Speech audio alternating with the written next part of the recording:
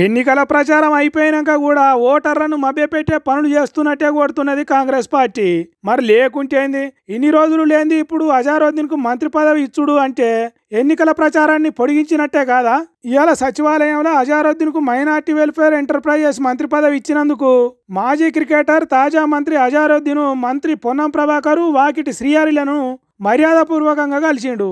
పువ్వుల గుత్తులు చేతిలో పెట్టి ఒకరికొకరు అలాయి బలాయి తీసుకొని చేతులు కలుపుకొని శుభాకాంక్షలు చెప్పుకున్నారు. అజారుద్దీన్ మంత్రివర్గంలోకి వచ్చుడుతోని మైనార్టీ సాయబన్నలకు మంచి జరుగుతుందని, అజారుద్దీన్ వాళ్ళను ఆదుకునే పనులు చేస్తాడని చెప్పిండు మంత్రి Ponnam Prabhakar. SC ST BC minority మంత్రులుగా రాష్ట్రంలో ఉన్న సబ్బండ వర్గాలకు మేలు చేస్తామని మాట్లాడినరు మంత్రులు. ఏం తక్కువ, రాష్ట్రంలో ఉన్న 90% మందికి ఈ ముగ్గురే మంత్రులు కాబట్టి మేము చాలా కష్టపడతాం అన్నట్టు మాట్లాడినరు. సరే, మాట్లాడినట్టు పని చేస్తే మంచిదే గాని జూబ్లీ హిల్స్ ఓటర్ల మనసును మార్చడానికి ఎన్నికల ప్రచారం తిరిగా వార్తలలో నిలుసుడే మంచిగా లేదంటున్నారు కడమ పార్టీ వాళ్ళు.